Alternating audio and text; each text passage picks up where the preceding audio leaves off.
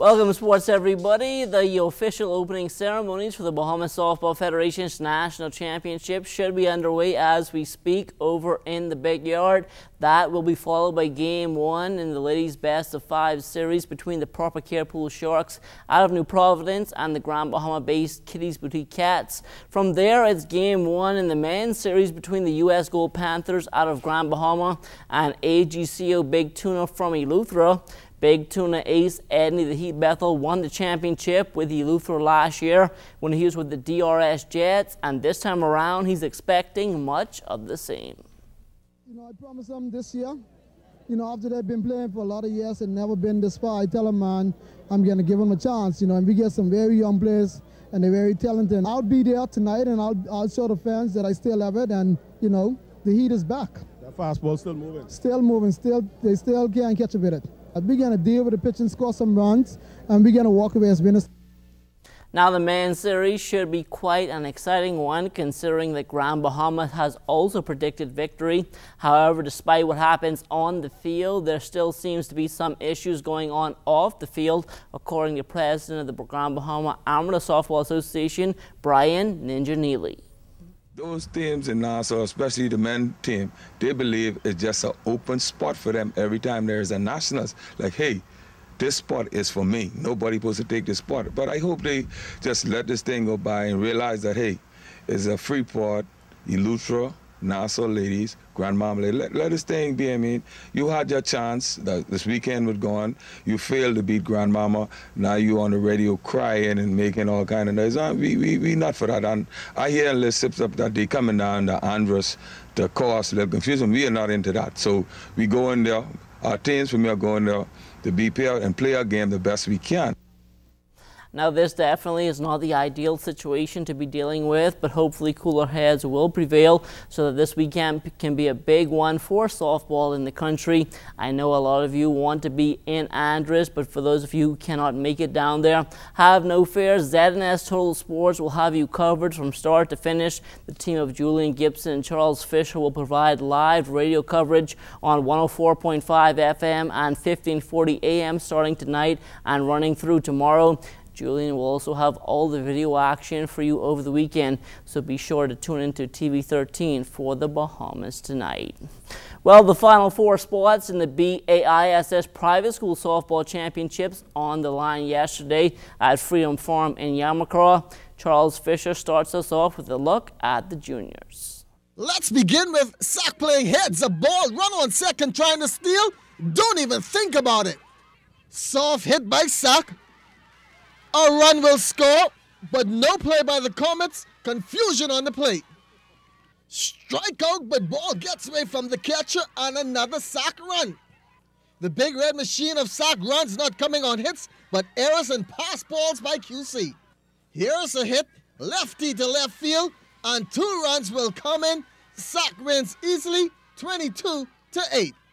Well, we came out here, we had a job to do, and we decided we'll do it exceptionally. Kingsway beat us in the regular series, but we had no doubt that we could beat them. We had the capability, the abilities.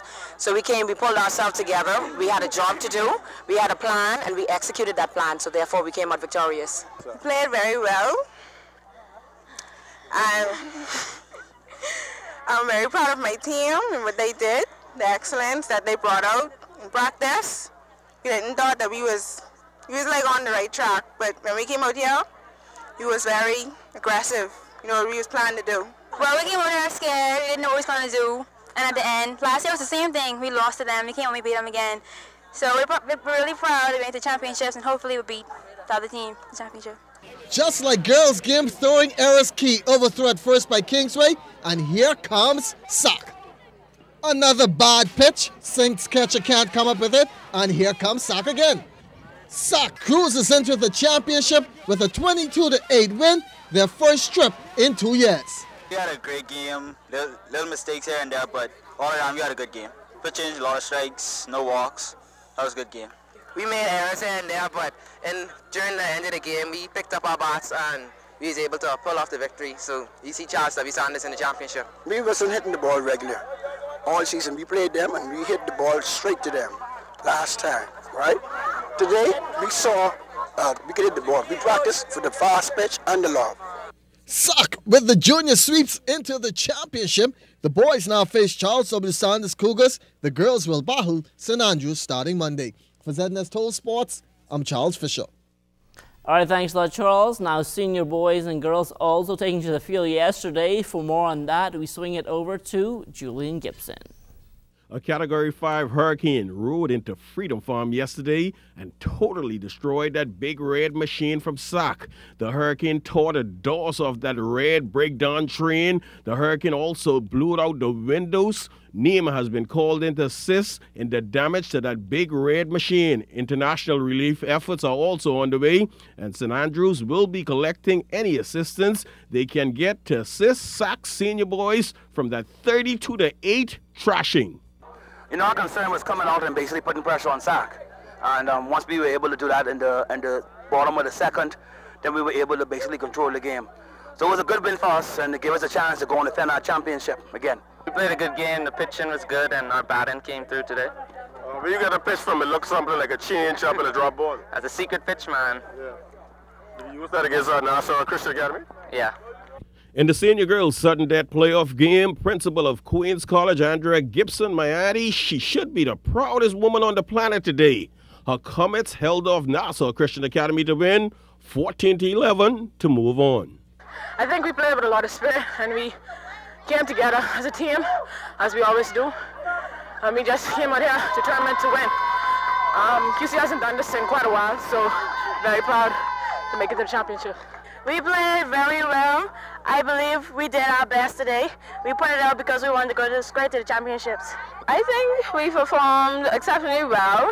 Although we had a little bit of errors, we pulled it back together and we won. It should be an exciting senior boys and senior girls championship matchup. Reporting for ZNS Total Sports, I am Julian Gibson.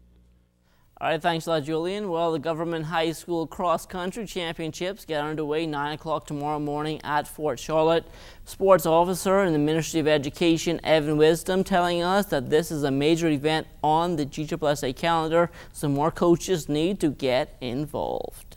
It's incumbent that coaches that coach in the public school system that have and wish to be paid for cross country as a sport, they're going to have to participate in all of these series of events.